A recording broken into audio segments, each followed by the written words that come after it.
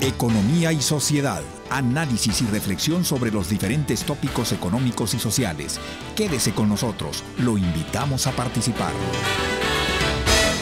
Buenos días, estimados radioescuchas. Sean bienvenidos a su programa Economía y Sociedad, el espacio de reflexión sobre temas políticos, económicos y sociales. Esta mañana contamos con la presencia del doctor Carlos Germán Palafox Moyers para abordar un tema de coyuntura, un tema que tiene en jaque a la economía mexicana, sobre todo a la inversión extranjera directa y a la inversión nacional, por aquello de las importaciones de insumos, materias primas y bienes de capital que representa maquinaria y equipo.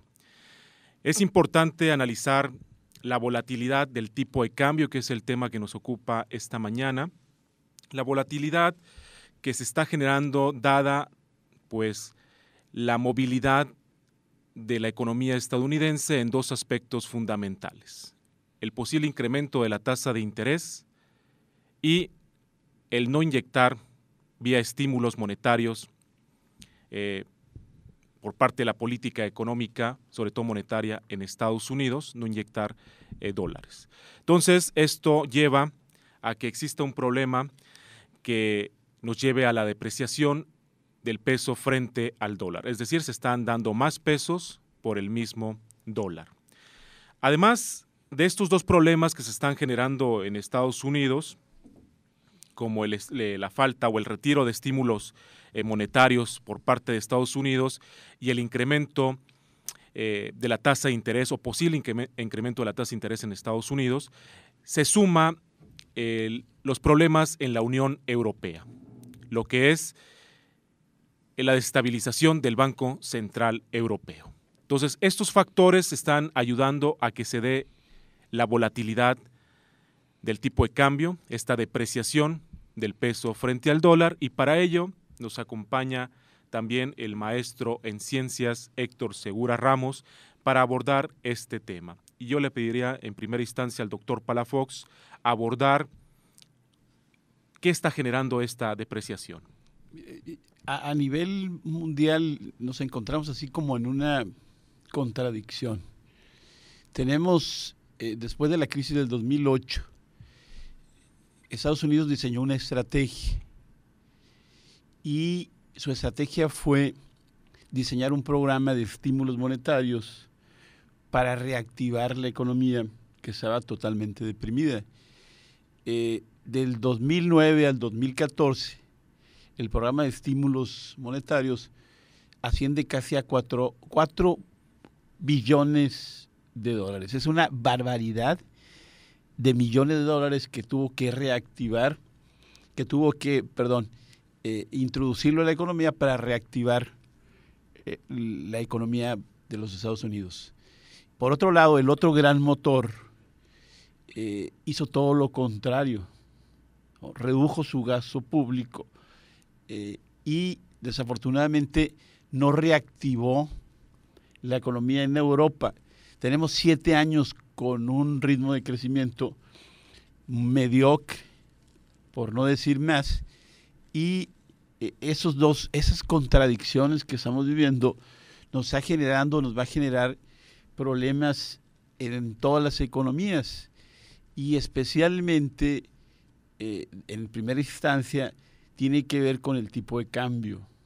Esa es la primera variable que se va a ver reflejada en todas las monedas a nivel internacional. La otra variable que indudablemente va a afectar son los movimientos en las tasas de interés a nivel internacional, y el otro elemento va a ser los niveles de inflación. Entonces, esas tres variables son importantísimas para la economía y especialmente para la economía mexicana. El primer elemento que nosotros vemos es que se está normalizando la economía de Estados Unidos. Estados Unidos dice: ya no voy a diseñar ningún programa de estímulos financieros. A partir de este mes de octubre del 2014, va a reducir drásticamente ese programa de estímulos financieros.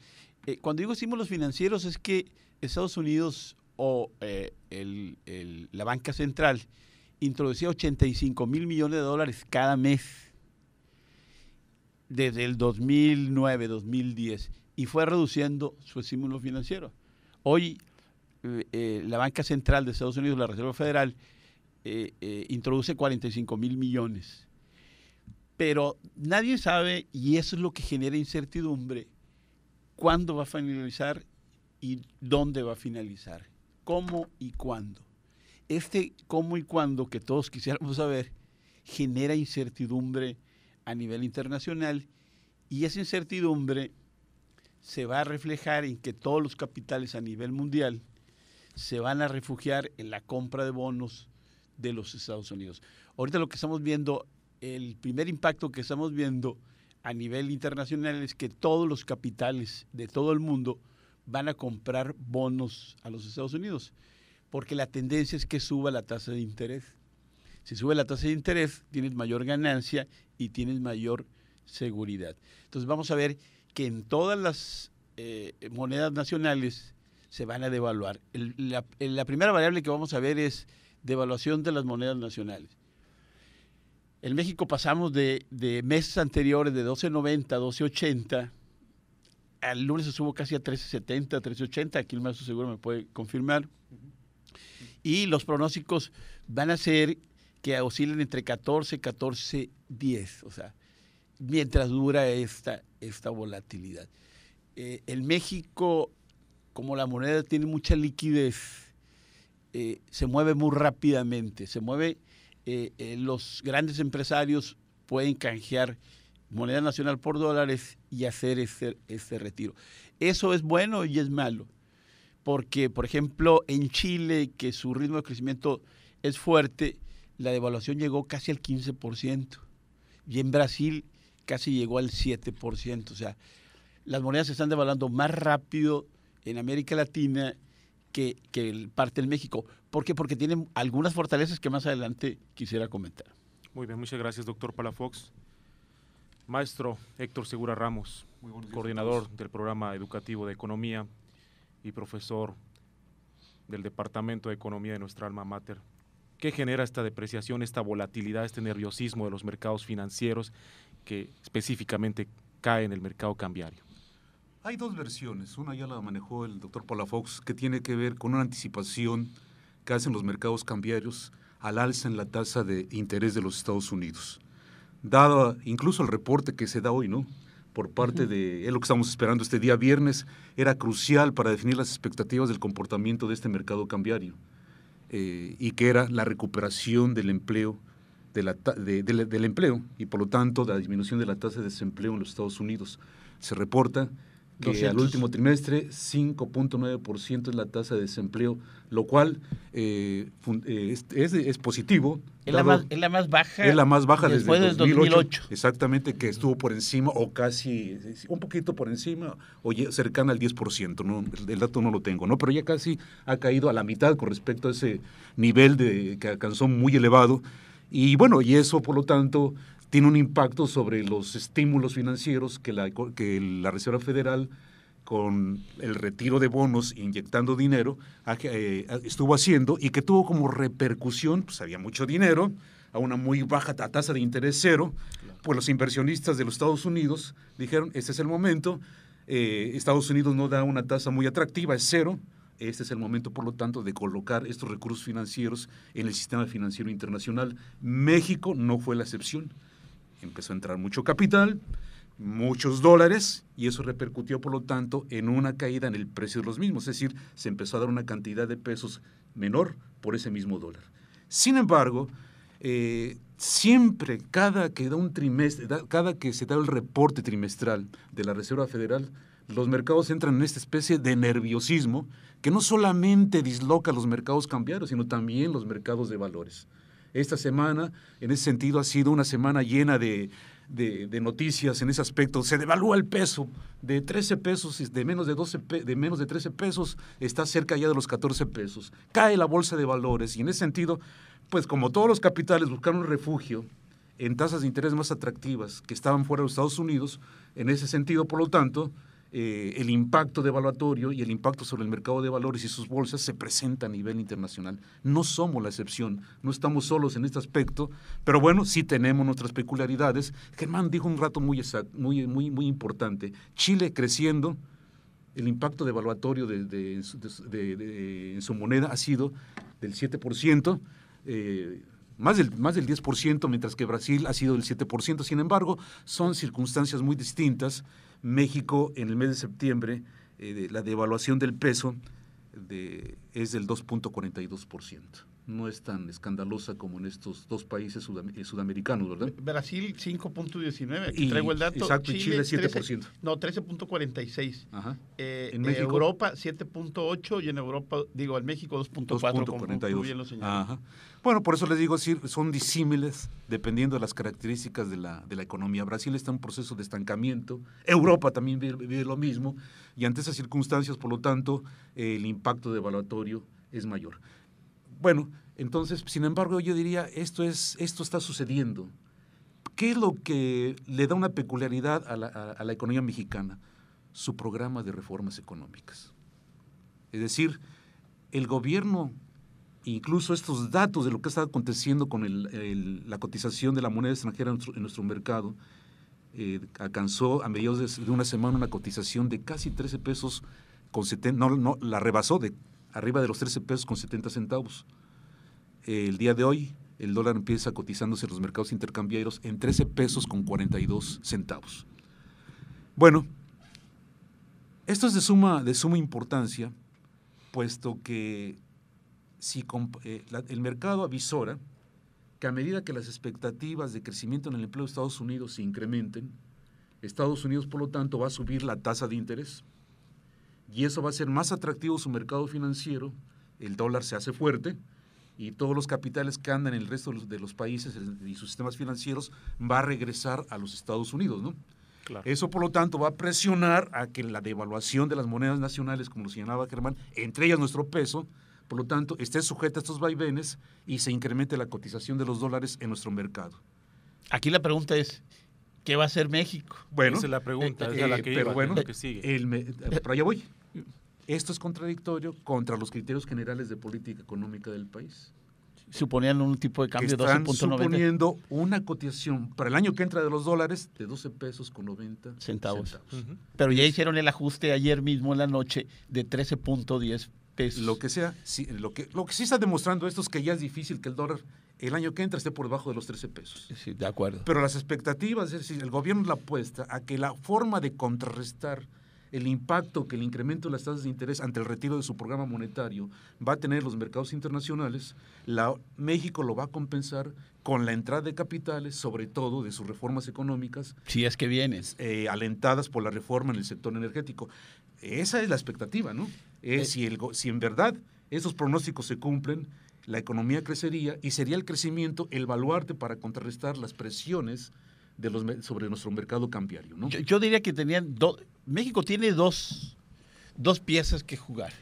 Sí. Ante la volatilidad, ante la incertidumbre y ante la devaluación de las monedas a nivel internacional. Eso va para largo. Lo que estamos viviendo ahorita a nivel internacional es inédito. En ningún momento el sistema capitalista desarrollado había entrado en un programa de estímulos financieros de 4 billones de dólares. De más de 6 si le agregan los estímulos de Europa. Claro, pero bueno, nada más eso de Estados Unidos. O sea, nada más Estados Unidos es un solo país. O sea, esa situación es totalmente inédita. Y no sabemos, ni ellos, o sea, ellos están haciendo programas para ver cómo aterrizar nuevamente la economía a nivel mundial. Uh-huh. Porque no tenemos experiencia. No hay experiencia de lo que se hizo en la historia de la economía mundial. Entonces, estamos ante una situación inédita y cada quien va a jugar su posición. Europa, que no quería jugar como jugó los Estados Unidos, de diseñar ese programa de expansión monetaria, antier, dijo, vamos a entrar con un programa similar al de Estados Unidos. Y no les gustó a los inversionistas y cayó la bolsa, cayó casi el 3-4% generalizado. Entonces, urge allí un programa de reactivación más fuerte de lo que señaló el presidente del Banco Central de Europa. Pero me devuelvo a México. ¿Qué va a hacer México ante esta nueva panorama a nivel internacional? ¿Qué estrategias va a diseñar? ¿Qué instrumentos tiene? Yo digo que tiene dos instrumentos importantísimos: las reservas internacionales y los movimientos en las tasas de interés. Y como tercer punto serían las fortalezas macroeconómicas que señaló el maestro, y especialmente lo que tiene que ver con las reformas estructurales.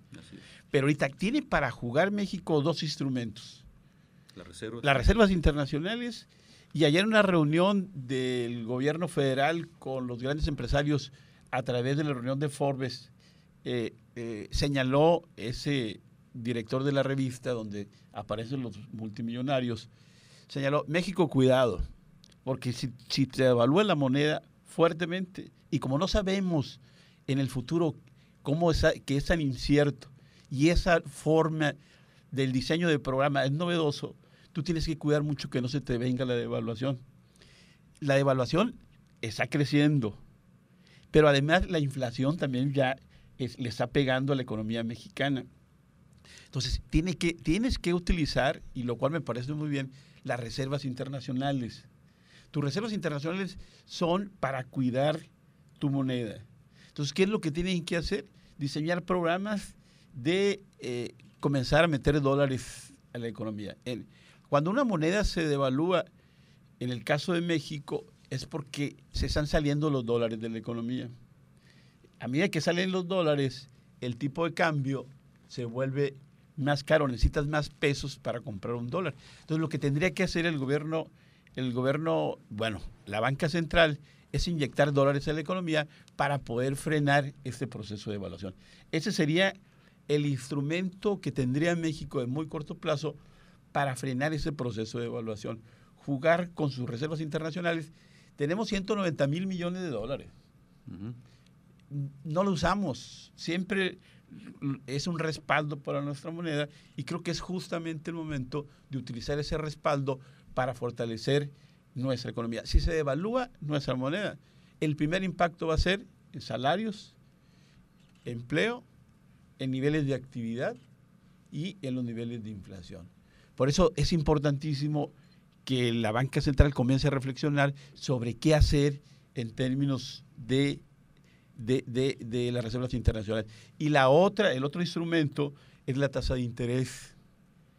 Ahí sí hay ciertos problemas, porque si subimos la tasa de interés, lo que vamos a hacer es traer más capitales extranjeros, pero vamos a inhibir el capital productivo local. Se van a reducir los niveles de inversión, se van a reducir los niveles de actividad de la economía. Ese sería así como tener cierto cuidado en el diseño de tratar de fomentar o de incrementar la tasa de interés. Y el tercero sería las fortalezas que tiene México, que no son instrumentos, pero que en el futuro puede jugar un papel importante, como es la estabilidad macroeconómica y las reformas estructurales, que en el futuro no muy cercano, y esperemos que eso suceda, que traiga beneficios en términos de traer inversión productiva para reactivar la economía. Sí, eso indudablemente son las apuestas. Bueno, y también hay que dar un dato. Las entradas de capital en este momento, en este país, superan a sus salidas. Es decir, no hay elementos que estén presionando para que el tipo de cambio no sea manejable en estos momentos, aun cuando las reservas monetarias pueden ser un elemento que contrarreste el impacto especulativo que tiene en este momento la cotización del dólar en este país. El hecho de que esté entrando más capital del que está saliendo nos está diciendo que en este momento están dadas las condiciones técnicas: mayor inflación, tasa de interés exterior tendiente a elevarse. Técnicamente hay condiciones para una devaluación, pero también es cierto que técnicamente hay instrumentos para compensarla. Las entradas de capital son mayores que las salidas. Y dos, las reservas monetarias se pueden constituir en un elemento. Sin embargo, aun cuando, como tú llamas, la estabilidad macroeconómica es un elemento que todavía no está porque sus frutos son esperados, lo que también es cierto es que si este país no se reactiva, si no hay crecimiento, no va a haber reservas monetarias que alcancen. Es decir, tomemos en cuenta el tamaño de nuestro comercio exterior: 400 mil millones de dólares. Para un monto de reserva de 198 mil, quiere decir que no alcanzarían a cubrir nuestras necesidades. 3 meses, ¿no? 3 meses, ¿no? No alcanzaría, ¿no? Entonces, en ese aspecto no somos tan fuertes y debemos de cuidar que las reservas monetarias sean para otra cosa, más que para subsidiar a la especulación, ¿no? Entonces, yo creo que en ese sentido, la verdadera fortaleza de la economía mexicana para contrarrestar los posibles impactos que tenga este mundo de incertidumbre, sobre todo viendo desde la perspectiva de alzas en las tasas de interés a nivel internacional, radican en el potencial de crecimiento que pueda tener la economía mexicana. Porque si no se da, entonces sí, vendría el problema. Estas entradas de capital, ¿qué son? ¿Dónde se ubican? ¿Dónde están? Bueno, fundamentalmente están en Bonos México y tenemos un alto endeudamiento interno de más de 5 billones de pesos, donde el 50% de este endeudamiento interno y de tenencia de bonos gubernamentales está en manos de extranjeros. Para mí ese es el verdadero problema, ¿no? de este país. No esta coyuntura donde en el corto plazo va a haber posibilidad de respuesta y esta descansa en las reservas monetarias y en la mayor entrada de capital procedente del exterior del que está saliendo en este momento. Muy bien, aquí la pregunta aquí, bueno, aquí una pregunta interesante es para los radioescuchas, ¿no? Sí. Porque ¿qué efectos va a tener en el corto plazo, en el aspecto coyuntural, para una familia que está endeudada en dólares, para un pequeño productor que esté importando insumos, materias primas? ¿Cuáles serían las consecuencias y qué tendrían que hacer ellos? Hay que darles recomendaciones para poder resolver en el corto plazo alguno de esos problemas de compras internacionales que pudiesen tener. Entonces, pero para los pequeños productores, para las amas de casa o las familias que tienen algún endeudamiento en dólares o que tienen un hijo estudiando en Estados Unidos, ¿qué es lo que pasaría o qué les recomendaríamos a ellos? Bueno, primero no endeudarse en dólares. Uh-huh. Esos quienes estén pensando ahorita en realizar alguna inversión, alguna actividad, mantenerse de aquí a diciembre. O sea, no mover ni diseñar absolutamente ningún programa de inversión que implique que te vayas a endeudar en dólares. Aquellos que tienen dólares y que tienen reserva y que no tienen liquidez momentánea en moneda nacional, es conveniente canjear dólares por moneda nacional.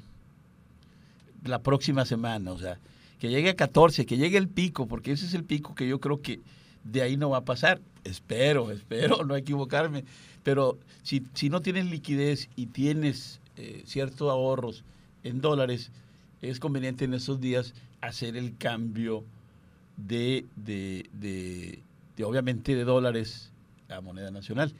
El tercer escenario es la gente que tiene que importar.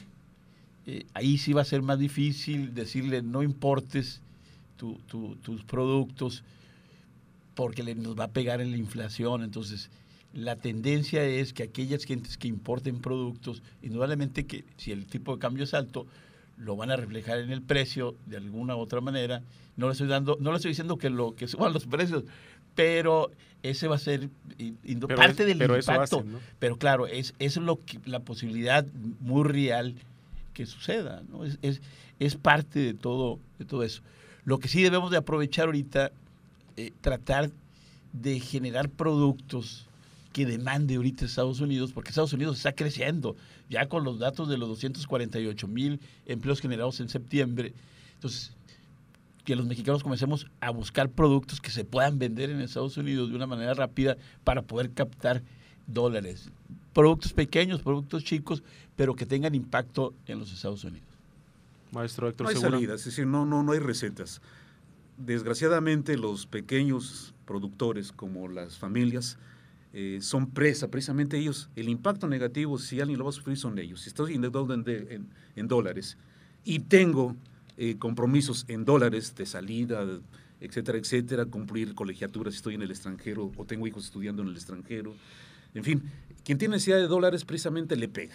Los grandes corporativos, las grandes empresas tienen procesos de cobertura, están salvados. Es desde antes y ellos ya tomaron ya su mercado de derivados, llaman al mercado de futuros, que precisamente más que el mercado actual había que ver qué está pasando en el mercado de futuros para visorar qué es lo que viene en el futuro. Porque si el mercado que está presionando precisamente es el de coberturas y viene sobre todo por las empresas europeas en México, que ante la devaluación que está sufriendo el euro, buscan procesos de cobertura demandando estos dólares en México. Sí, pero ahí y sí el proceso pequeños también sectores, de cobertura de los brasileños, ¿no? Entonces, muy pequeños sectores de la economía compran y venden Por eso te dólares. O sea, digo, desgraciadamente el proceso de cobertura no está para esto y el impacto negativo lo van a sufrir los pequeños empresarios y las familias. No, que están endeudadas en y dólares, las ¿no? familias que viven en la frontera. Pues, Claro, sí. También a esa parte me estaba refiriendo ahorita, de buscar mecanismos que les permitan de alguna manera pues capotear esa devaluación, que esperemos no sea tan fuerte como lo señala la tormenta mundial. Para quien tiene un activo en dólares sí le va a perjudicar. Quien tiene una cartera también diversificada, esos son los otros a los que habría que decir, bueno, busca cómo diversificarla o busca rendimientos que compensen la devaluación. Eso implica que tiene dinero, que juega en el mercado, etcétera, etcétera. Sí, ¿no? pero tenemos 50 millones de gente pobres, tenemos 20 millones que están en la clase media, entre comillas, y tenemos una gran poquito. Desgraciadamente, por eso que digo son lo que que tú para señalas, ellos, o sea, para ellos pues, no hay no hay receta. ningún problema. Muy bien, Pero ahí los está. que estamos en el medio. Ahí está el análisis de los maestros catedráticos del Departamento de Economía, y el tiempo es oro, al igual que en la vida y en la radio, y nos tenemos que despedir. Muchas gracias al maestro en ciencias, gracias a Héctor ustedes. Segura Ramos, y al doctor Carlos Germán Gracias, Palafox muy Boyers amable. por acompañarnos con sus reflexiones. Se despide de ustedes Joel Espejel Blanco, quien les da las gracias por sintonizarnos una vez más.